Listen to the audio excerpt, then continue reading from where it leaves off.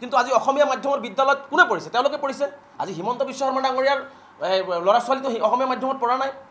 আজি তেওঁৰ লগৰ ল'ৰা ছোৱালী অসমীয়া মাধ্যমটো জীয়াই ৰাখিছে আজি চৰ চাপৰিৰ সেইসকল যিসকলক তথাকথিত মিয়া বুলি উপেক্ষিত কৰা হয়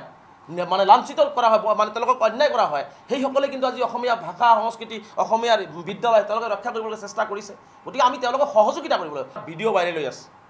কিছুমান নিৰহী ভাৰতীয় শ্ৰমিক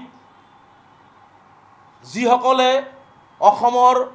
ভাষা সংস্কৃতি ৰক্ষা কৰাৰ ক্ষেত্ৰত অসমীয়া জাতিৰ অবিচ্ছেদ্য অংগ হৈ অসমখনক অৰ্থনৈতিকভাৱে আগুৱাই লৈ গৈ আছে যিসকলে পৃথিৱীৰ এনেকুৱা এটা জাতি যি জাতিয়ে নিজৰ ভাষা জলাঞ্জলি দি অসমীয়া জাতিৰ অংশীদাৰিত্ব লৈ অসমীয়া জাতিটোক আগুৱাই লৈ যোৱাৰ চেষ্টা কৰিছে সেই জনগোষ্ঠীটোৰ একাংশ শ্ৰমিক যিসকলে উজনি অসমৰে বিভিন্ন প্ৰান্তত উজনি অসমৰ অৰ্থনৈতিক ভঁৰাল টনকিয়াল কৰাৰ স্বাৰ্থত পেটৰ তাৰণাত গৈ উজনি অসমত কাম কৰি আছিলে সেইসকলক একাংশ ব্যক্তিয়ে যি নিৰ্মমভাৱে প্ৰহাৰ কৰিলে হয়তো ভিডিঅ' ফুটেজত প্ৰহাৰ দেখা নাযায় কিন্তু মই আপোনালোকক ফটো চাৰ্কুলেট কৰিম যে আপোনালোকৰ নিজৰে দুখ লাগিব যে জাতীয়তাবাদৰ নামত বা কিবা পাবৰ নামত এনেকুৱা ধৰণে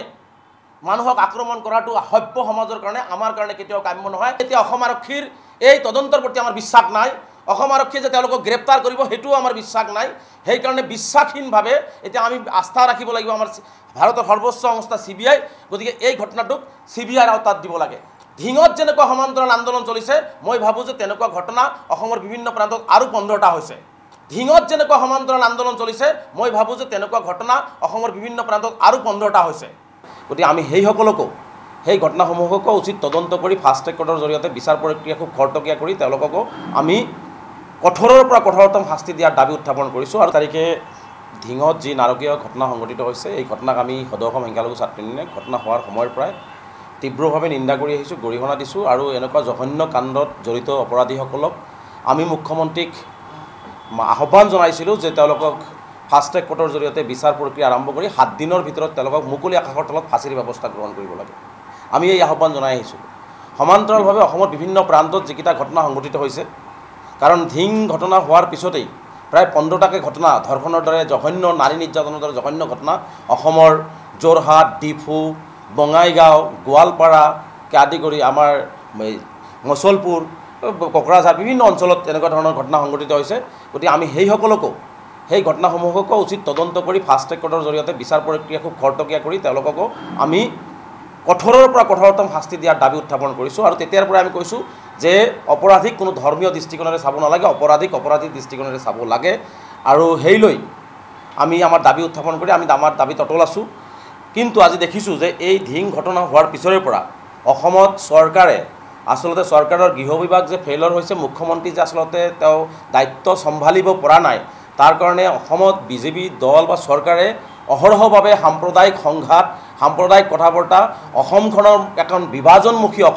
অসমখনৰ যি আমাৰ অসমীয়া জাতি এই জাতিটোৰ মাজত এটা ভাঙন সৃষ্টি কৰিবৰ কাৰণে ৰাজনৈতিক লাভালাভ ৰাজনৈতিক উদ্দেশ্য আগত ৰাখি বিজেপি দলৰ ভৱিষ্যত সুৰক্ষিত কৰিবৰ কাৰণে অসমবাসী ৰাইজৰ ওচৰত তেওঁলোকে বিভিন্ন কথা বৰ্তা বিভিন্ন কৰ্মৰাজিৰে অসমখন এটা উত্তাল সাম্প্ৰদায়িকতাৰ পৰিৱেশ গঢ় দিবৰ কাৰণে চেষ্টা কৰিছে গতিকে আমি এই সাম্প্ৰদায়িকতাৰ পৰিৱেশ যি গঢ় দিবৰ কাৰণে বিজেপি চৰকাৰে চেষ্টা কৰিছে এইটোক আমি অসমবাসী ৰাইজ হিচাপে আমি অসমৰ এটা জাতীয় সংগঠন হিচাপে দায়বদ্ধ জাতীয় সংগঠন হিচাপে আমি যিকোনো মূল্যৰ বিনিময়ত অসমৰ মুখ্যমন্ত্ৰীৰ যি কাৰসাজি অসমৰ মুখ্যমন্ত্ৰীয়ে যি ধৰণে আচলতে অসমখনত এক বিভাজনমুখী অসম বনাব বিচাৰিছে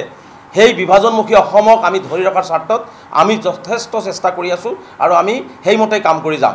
গতিকে সেইমতে আমি প্ৰথম কথাটো হৈছে যে ধিঙৰ ঘটনাটোক আমি ৰহস্যৰ গুণ পাইছোঁ মই স্পষ্টকৈ জনাইছোঁ ধিঙৰ ঘটনাটোত আমি ৰহস্যৰ গুণ পাইছোঁ সেইকাৰণে ধিঙৰ ঘটনাটো আমি অসম চৰকাৰৰ দ্বাৰা তদন্ত হোৱাটো বিচাৰি থকা নাই অসমৰ গৃহ বিভাগৰ দ্বাৰা তদন্ত হোৱাটো বিচৰা নাই অহাকাইলৈ আমি ভাৰতবৰ্ষৰ প্ৰধানমন্ত্ৰীক স্মাৰকপত্ৰ প্ৰদান কৰিম যে ধিং কন্যাক ন্যায় দিবৰ কাৰণে আৰু দোষীক ফাঁচী কাঠত মুকলি আকাশৰ তলত ওলাবৰ কাৰণে প্ৰকৃত ঘটনা ওলাই আনিবৰ কাৰণে আমি CBI তদন্ত বিচাৰিম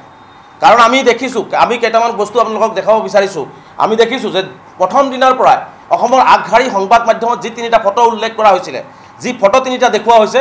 সেই ফটো 3টাৰ লগত অপৰাধীৰ কোনো ধৰণৰ সম্পৰ্ক নাই এই কথাখিনি অসমৰ গৃহ বিভাগ জনাৰ পিছতো কিয় সংবাদ মাধ্যমত তেওঁলোকে স্পষ্টীকৰণ নিদিলে কিয় 22 তাৰিখৰ ঘটনা তেওঁলোকে 26 তাৰিখলৈকে ৰ'বলগীয়া হ'ল কিয় 26 তাৰিখে ৰ'বলগীয়া হ'ল ইয়াত আমি অলপ আমাৰ সন্দেহ উপজিছে। যোৱাকালি তেওঁলোকে দুজন ব্যক্তিৰ ফটো উল্লেখ কৰিছে। যিজন ব্যক্তি পানীত পৰি মৃত্যু হোৱা বুলি কৈছে সেইজন ব্যক্তিৰ ফটো সেই প্ৰথম দিনৰ পৰা প্ৰকাশ হোৱা ফটোবিলাকৰ মাজত মিল নাই, আৰু সেইজন ব্যক্তি নহয়। সেইজন ব্যক্তি কেৰেলাৰ পৰা কাম কৰি এয়াৰপৰ্টত 9:30 বজাত অহা ব্যক্তি আছিলে। কিন্তু আৰু যোৱাকালি যি দুটা ফটো উল্লেখ কৰা হৈছে, মৃত ব্যক্তি আৰু যোৱাকালি দুটা ব্যক্তি আৰু আগৰ ফটোকেইটাৰ লগত কোনো ধৰণৰ মিল নাই। গতিকে এই যে ফটোৰ সামঞ্জস্য, নামৰ ভুল, আমি দেখিছোঁ নামৰ ভুল। যে অসম আৰক্ষীয়ে আজি ইমান ডাঙৰ ঘটনা এটা, ফটো বিভ্ৰান্তি অসমত চলি আছে, নামৰ বিভ্ৰান্তি চলি আছে, সেইখিনি দূৰ কৰিবৰ কাৰণে তেওঁলোকৰ 3 দিন সময় লগা হ'ল। আৰু আটাইতকৈ ডাঙৰ কথা, অসম আৰক্ষীৰ ইমান শক্তিশালী বিভাগ, DGP মহোদয় ইমান শক্তিশালী, অসমৰ গৃহ বিভাগৰ মুখ্যমন্ত্ৰী ইমান শক্তিশালী। যোৱাকালি দুজন ব্যক্তিৰ ফটো যি প্ৰকাশ পালে, এই দুজন ব্যক্তি কি এতিয়া আমেৰিকাত পলাইছে নেকি, যে তেওঁলোকক এতিয়াও গ্ৰেপ্তাৰ কৰিব পৰা নাই? এইটোত আমাৰ অলপ সন্দেহ লাগিছে যে এতিয়ালৈকে সেই দুজন ব্যক্তি পুলিচৰ হাতত কিয় নালাগিল, ক'ত গ'ল? এজন ব্যক্তিক আপোনালোকে 3 ঘণ্টা 4 ঘণ্টাৰ ভিতৰত গ্ৰেপ্তাৰ কৰিব পাৰিলে, আৰু সেই 3-4 ঘণ্টাৰ ভিতৰতে বাকী দুজন ব্যক্তিৰ ফটো যে আপোনালোকে প্ৰকাশ কৰিলে, সেই ফটোখিনি প্ৰকাশ কৰাৰ পিছত এতিয়ালৈকে সেই আসামীখিনিৰ খবৰ নাই। তাৰ মানে আমি দেখিছোঁ যে আচলতে ঘটনাটোক এতিয়া লাহে লাহে গাপ দিবলৈ চেষ্টা কৰা হৈছে নেকি, ঘটনাটোৰ আচলতে অন্য কিবা ৰূপ আছিলে নেকি? গতিকে সেইকাৰণে আমি কৈছোঁ, কাৰণ যিজন ব্যক্তিৰ মৃত্যু ইতিমধ্যে হৈছে, সেইজন ব্যক্তিৰ কি ষ্টেটমেণ্ট লৈছে, মেজিষ্ট্ৰেটৰ আগত হাজিৰ কৰিছিল নহয়, এইটো কিন্তু আমি অসমবাসী জ্ঞাত নহয়। গতিকে তেনে ক্ষেত্ৰত আমি কিন্তু সকলোৱে এতিয়া অন্ধকাৰত আছোঁ। সেইকাৰণে আমি কৈছোঁ যে এই সমগ্ৰ ঘটনাটোৰ ধিং কন্যাক ন্যায় দিবৰ কাৰণে, আৰু এই দুজন ব্যক্তি যে এতিয়ালৈকে গ্ৰেপ্তাৰ নহ'ল, অসম আৰক্ষীয়ে কিয় বিফল হৈ আছে, অসম আৰক্ষী কিয় বিফল হৈ আছে আৰু গ্ৰেপ্তাৰ কিয় কৰিব পৰা নাই? গতিকে আমি এতিয়া অসম আৰক্ষীৰ এই তদন্তৰ প্ৰতি আমাৰ বিশ্বাস নাই, অসম আৰক্ষীয়ে যে তেওঁলোকক গ্ৰেপ্তাৰ কৰিব সেইটোও আমাৰ বিশ্বাস নাই। সেইকাৰণে বিশ্বাসহীনভাৱে এতিয়া আমি আস্থা ৰাখিব লাগিব আমাৰ ভাৰতৰ সৰ্বোচ্চ সংস্থা CBI। গতিকে এই ঘটনাটোক CBIৰ আওতাত দিব লাগে, যিহেতু জঘন্য ঘটনা সংঘটিত কৰিছে, ছাত্ৰীৰ লগত হোৱা ঘটনা, কেলকাতাৰ ঘটনা যদি CBIক দিব পাৰে, গতিকে আমাৰ ধিং কন্যাৰ ঘটনাটোকো CBIক দি সেই ধিঙৰ কণমানি ছোৱালীজনীক, নাবালিকা ছোৱালীজনীক ন্যায় দি দোষীসকলক কঠোৰৰ পৰা কঠোৰতম শাস্তিৰ ব্যৱস্থা গ্ৰহণ কৰিব লাগে। আৰু সমান্তৰালভাৱে মুখ্যমন্ত্ৰী ডাঙৰীয়াক এটা কথা আহ্বান জনাইছোঁ, চকীখনত বহি সাংবিধানিক পদমৰ্যাদা ৰক্ষা কৰি যদি আপুনি তফাজ্জুলৰ নাম প্ৰকাশ কৰিব পাৰে, তেনেহ'লে আপুনি বুকুত সাহস ৰাখি বিশ্বজিৎ দাসৰ নামো আপুনি প্ৰকাশ কৰক। অপৰাধীক আপুনি কেতিয়াও ধৰ্মীয় দৃষ্টিকোণেৰে নাচাব। আপুনি এজন অসমৰ মুখ্যমন্ত্ৰী, আপোনাৰ প্ৰতি অসমবাসী ৰাইজে চাই আছে। অসমত আপুনিয়ে অসমখন সকলো দিশত চালি জাৰি চাব লাগিব, সকলোকে সুৰক্ষা দিব লাগিব। তেনে ক্ষেত্ৰত আপুনি তিনিচুকীয়াৰ ঘটনাত আপুনি গাপ দিব, আপুনি বিশ্বজিতৰ ঘটনা গাপ দিব, কেৱল আপুনি ধিং লৈ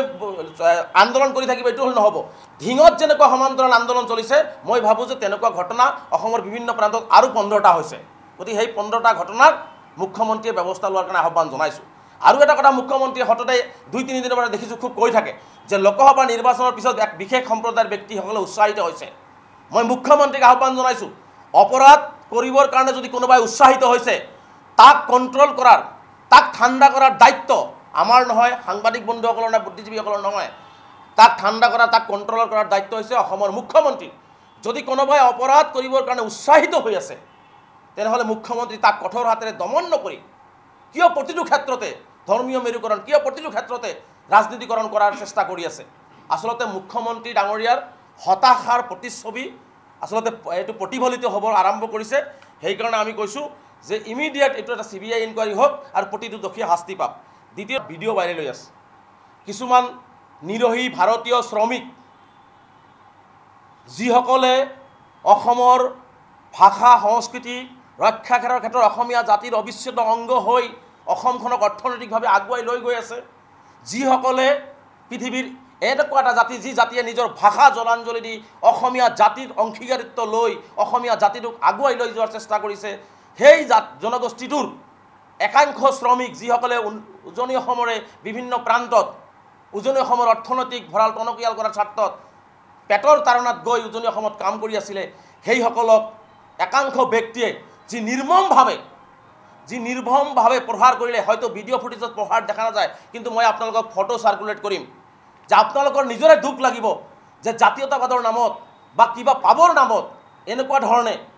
মানুহক আক্ৰমণ কৰাটো সভ্য সমাজৰ কাৰণে, আমাৰ কাৰণে কেতিয়াও কাম্য নহয়। আৰু মই ভাবোঁ যে এইটো শিৱসাগৰবাসীয়েও কামনা নকৰে, তিনিচুকীয়াবাসীয়েও কামনা নকৰে, ধুবুৰীবাসীয়েও কোনো কামনা নকৰে, বৰপেটাবাসীয়েও কামনা নকৰে। যদি কোনোবাই কিবা বেয়া কাম কৰিছে, তাক শাস্তিৰ ব্যৱস্থা আছে, বিধান আছে, আইন আছে, তাৰ ব্যৱস্থা লওক। কিন্তু দেখিছোঁ যে এই পৰিৱেশটোত এই পৰিৱেশটোত আমি দেখিছোঁ যে মুখ্যমন্ত্ৰী ডাঙৰীয়াই কিন্তু আজিলৈকে সেই কোন দোষী আছিল কিন্তু সংবাদ মাধ্যমত আৰক্ষীয়ে কৈ দিলে এইটো ভিডিঅ' মিছা ভিডিঅ'। কিন্তু যোৱা ৰাতি যেতিয়া শ্ৰমিকসকল ঘৰলৈ আহিলে তেতিয়া দেখা গ'ল যে শ্ৰমিকসকল বৰপেটা আৰু গোৱালপাৰাৰ। আৰু এই কাণ্ডটোৰ লগত মই কৈছোঁ যে সাম্প্ৰদায়িক সংঘাত লগাবৰ কাৰণে যে বিজেপিয়ে অহৰহভাৱে চেষ্টা কৰিছে, এইটো অসমবাসী ৰাইজক অকণমান বুজা উচিত। অসমবাসী ৰাইজক মই বিনম্ৰতাৰে আহ্বান জনাইছোঁ, কাৰণ এই শ্ৰমিকসকলক মাৰপিট কৰাৰ মূল খলনায়কজন হৈছে শিৱসাগৰ বিজেপিৰ সভাপতি ময়ূৰ বৰগোহাঁই। ময়ূৰ বৰগোহাঁয়ে এই লেবাৰখিনিক তেওঁৰ এটা প্ৰজেক্টত কাম কৰিবৰ কাৰণে লৈ গৈছিল আৰু ইতিমধ্যে তেওঁলোকে এফআইআৰ দাখিল কৰাত এফআইআৰত আমি চাইছোঁ যে 15 লাখ টকা তেওঁক এই শ্ৰমিকসকলক দিবলৈ বাকী আছে। 15 লাখ টকা এই শ্ৰমিকসকলক দিবলৈ বাকী আছে, যাৰ পৰিপ্ৰেক্ষিতত এই উজনি অসমৰ যি আন্দোলন, মানে খিলঞ্জীয়া জনগোষ্ঠীৰ যি আন্দোলন আছিলে, সেই আন্দোলনৰ গইনা লৈ তেওঁলোকে সেই আন্দোলনৰ কিছু সংগঠনৰ নাম লৈ তাতে জিন্দাবাদ মানে এনেকুৱা ধ্বনি দিয়াই পেলাই তেওঁলোকক আক্ৰমণ কৰা হ'ল। গতিকে মুখ্যমন্ত্ৰী ডাঙৰীয়াক এতিয়া প্ৰত্যাহ্বান জনাইছোঁ, আইন হাতত তুলি লোৱাসকলক আপুনি কঠোৰ হাতেৰে দমন কৰিম বুলি কৈছিলে, ময়ূৰ বৰগোহাঁইৰ বিৰুদ্ধে ব্যৱস্থা গ্ৰহণ কৰিব নে নাই মুখ্যমন্ত্ৰী অসমবাসীক জনাব লাগে। আমি বিচাৰিছোঁ কোনেও আইন হাতত তুলি ল'ব নালাগে। আমি বিচাৰিছোঁ সকলোৱে সমিল মিলেৰে আজি মনত পৰিছে আমাৰ হোমেন বৰগোহাঁই ছাৰলৈ, মনত পৰিছে ভূপেন হাজৰিকালৈ, নগেন শইকীয়া ছাৰলৈ আজি আমাৰ মনত পৰি আছে যে এইসকলে এটা সময়ত আমাৰ চৰ চাপৰিৰ আদি কৰি বিভিন্ন অঞ্চলত সকলো ক্ষুদ্ৰ ক্ষুদ্ৰ জাতি জনগোষ্ঠীক লৈ এটা বৃহত্তৰ অসমীয়া জাতি গঠন প্ৰক্ৰিয়া আজি গঠন কৰাৰ কাৰণে তেওঁলোকে চেষ্টা কৰিছিল। তেনে ক্ষেত্ৰত আজি দেখিছোঁ যে বিজেপি দলে আচলতে মই দেখিছোঁ বিজেপি দলে কাহানি বাংলাদেশীক সংস্থাপিত কৰাৰ কাৰণে ষড়যন্ত্ৰ ৰচনা কৰি আছে। অনুৰূপ ধৰণে আৰু একাংশক আন্দোলন কৰি পেলাই অত্যাচাৰ কৰি পেলাই আৰু এটা বেলেগ পৰিৱেশ সৃষ্টি কৰি অসমখনৰ অসমীয়া জাতিটোক, এইটো কথা স্পষ্ট, ইতিহাসৰ কলা অধ্যায়ে মুখ্যমন্ত্ৰী হিমন্ত বিশ্ব শৰ্মাৰ নাম থাকিব। তেওঁ যেনেকুৱা ধৰণে কাম কৰি আছে, তেওঁ যেনেকুৱা ধৰণে আচলতে সমাজৰ মাজত বিষবাষ্প বিয়পাব বিচাৰিছে, প্ৰকৃতিয়ে কিন্তু কিছুমান বস্তু সহ্য নকৰে। গতিকে মুখ্যমন্ত্ৰীয়ে যিটো কাম কৰি আছে এই কামে কিন্তু অসমীয়া জাতিটোক থান বান কৰিব আৰু তাৰ কাৰণে তেওঁ কিন্তু অসমীয়া জাতিৰ মাজত এটা কলা, তেওঁৰ নামটো কলা অধ্যায় হিচাপে লিখা থাকিব। গতিকে মুখ্যমন্ত্ৰী ডাঙৰীয়াক আহ্বান জনাইছোঁ, মুখ্যমন্ত্ৰী চকীত বহি ভাঙনৰ ৰাজনীতি নকৰিব, বিভাজনৰ ৰাজনীতি নকৰি সকলো জাতি জনগোষ্ঠীক লৈ সমিল মিলেৰে কেনেকৈ আমি অসমখন আগুৱাই লৈ যাব পৰা যায় তাৰ কাৰণে ব্যৱস্থা গ্ৰহণ কৰক। উজনি অসমত আজি যিসকলক মিয়া বুলি কোৱা হৈছে, যিসকলক বাংলাদেশী বুলি কোৱা হৈছে, আজি উজনি অসমত কোন মানুহ গৈছে? আজি ধুবুৰী, বৰপেটা, বঙাইগাঁও, নগাঁৱৰ কোনোবা ব্যক্তি শ্ৰমিক হিচাপে কাম কৰিবলৈ গৈছে, তাত আগ্ৰাসন হোৱা নাই, তাত তেওঁলোকে ভূমি দখল কৰিব যোৱা নাই, তাত তেওঁলোকে হয়তো পেটৰ তাৰণাত বা সেই উজনি অসমৰ কিছু মানুহৰ আহ্বানত তেওঁলোকে কাম কৰিবলৈ গৈছে, তেওঁলোকে তাতে নিজৰ পৰিয়াল পোহপাল দিবৰ কাৰণে গৈছে। আকৌ কাম যেতিয়া শেষ হয় তেওঁলোকে উভতি ঘৰলৈ গুচি আহে। গতিকে এনে ক্ষেত্ৰত যিসকল অসমৰ অসমীয়া হয়, ভাৰতীয় হয়, যিসকলে অসমীয়া জাতি গঠন প্ৰক্ৰিয়াত অৱদান ৰাখি আছে, সেইসকলক মিয়া, বাংলাদেশী এইবোৰ তুচ্ছ তাচ্ছিল্য কৰিলে অসমখনৰ অসমীয়া জাতিটোৰ কিন্তু এটা বিভাজন হৈ যাব আৰু বিভাজন হ'লে কিন্তু আমি কোনেও অসমীয়া জাতিটোক ধৰি ৰাখিব নোৱাৰিম। আৰু আলফাই কওক আৰু কোনোবাই কওক,